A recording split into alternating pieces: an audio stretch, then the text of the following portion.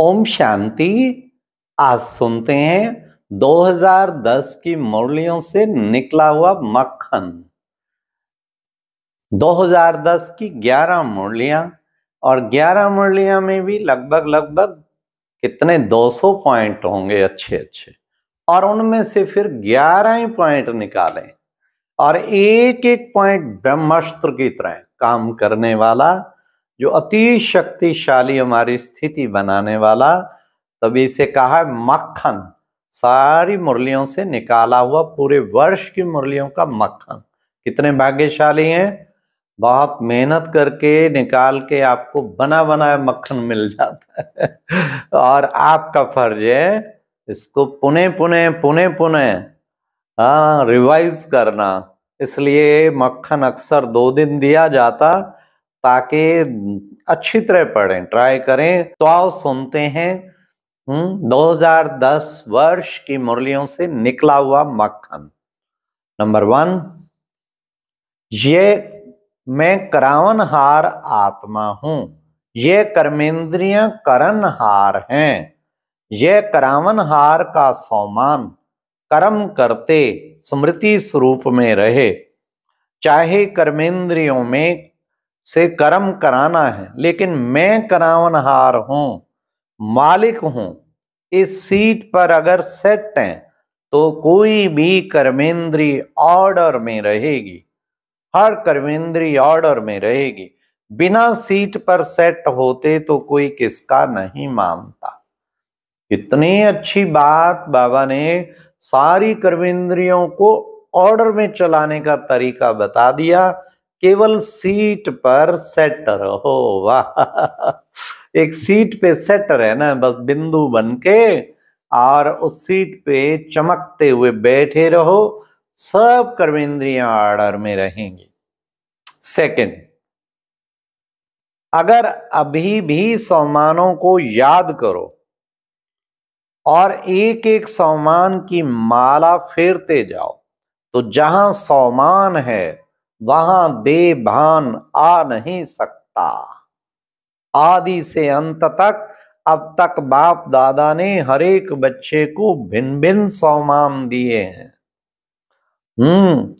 तो एक एक सम्मान की माला फेरते जाओ तो अनेक सम्मान स्वरूप बन सम्मान में लवलीन हो जाएंगे। लेकिन बाप दादा को बच्चों की बस एक ही बात अच्छी नहीं लगती। कौन सी? जब कोई भी बच्चा कहता है कि हमें सम्मान में स्थित होने में कभी कभी मेहनत लगती है। तो बाबा ने कहा क्योंकि जहां मोहब्बत है वहां मेहनत नहीं होती। तो जहां मेहनत है वहां मोहब्बत में कमी है। तो कितना अच्छा बाबा ने तरीका बताया निरंतर योगी बनने का, कि सम्मान की माला फेरते जाओ, बस फिर देखो कैसे आप सेट हो जाओगे स्थिति में। नंबर 3, पवित्रता का व्रत हिम्मत रख, अपना स्वधर्म समझ धारण किया है ना।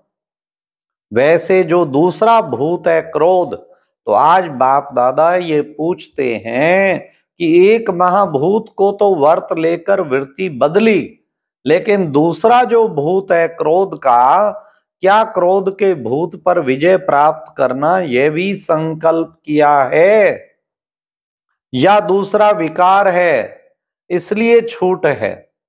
क्योंकि क्रोध सबके कनेक्शन में आता है, क्रोध सबके कनेक्शन में आता है। तो बाबा ने कितना सुंदर कहा, बाबा ने कहा इस पर पूर्ण विजय प्राप्त करना। इसलिए बाबा ने बस जब क्रोध आता है ना मन में, तो खुद भी क्रोध से लाचार होते हैं। इसलिए बाबा ने कहा मन में भी, स्वप्न में भी नहीं, ऐसा अपने का संकल्प रख, हिम्मत से आगे बढ़ने की शक्ति रखनी है।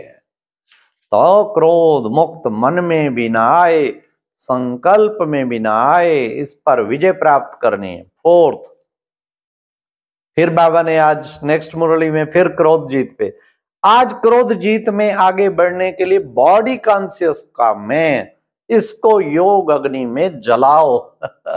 ये बॉडी कॉन्शियस में विघ्न बनती है, नहीं तो क्रोध कहां से आएगा। अनेक मैं को जलाओ, एक मैं आत्मा हूं, इस मैं शब्द को पक्का करो और बाकी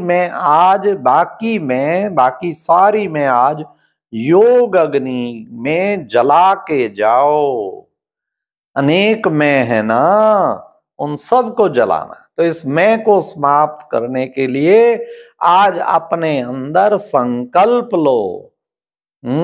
तो क्योंकि क्रोध का कारण तनाव बहुत होता है। हाँ, जलाना है ना, क्योंकि ये भी तो बोझ है ना। तो बाबा ने कितना सुंदर कहा, हाँ, क्रोध का कारण ये मैंपन, बॉडी कॉन्शियस का, इसको जला दो बस दृढ़ता से।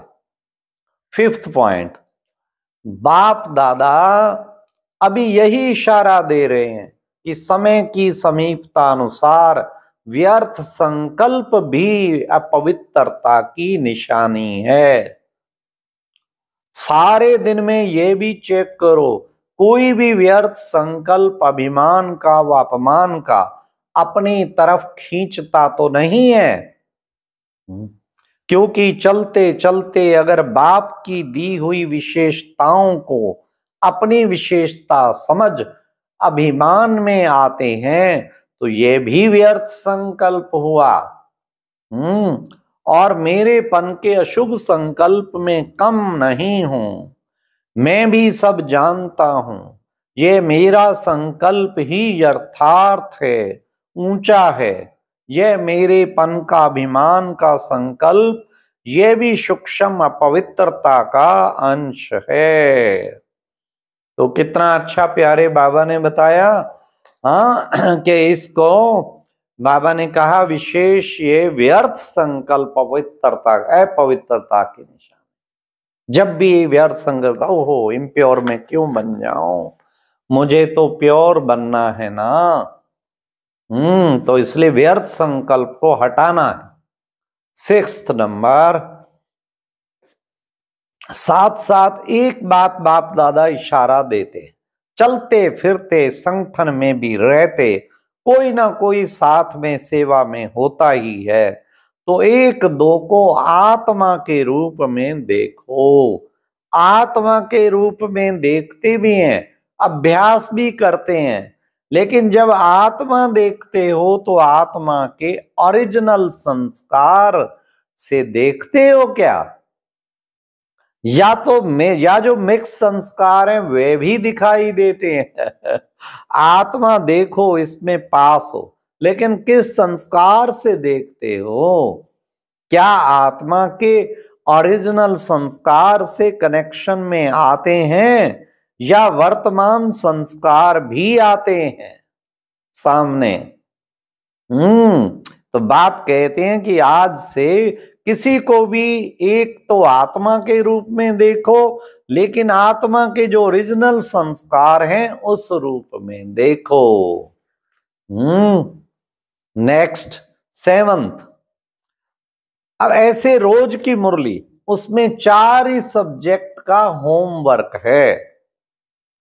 मनसा का भी है और वाणी का भी है, कर्म का भी है, अटेंशन, कर्म का भी अटेंशन और दिव्यता का इशारा होमवर्क है। तो होमवर्क में बिजी रहेंगे तो व्यर्थ संकल्प के आने की मार्जिन नहीं रहेगी।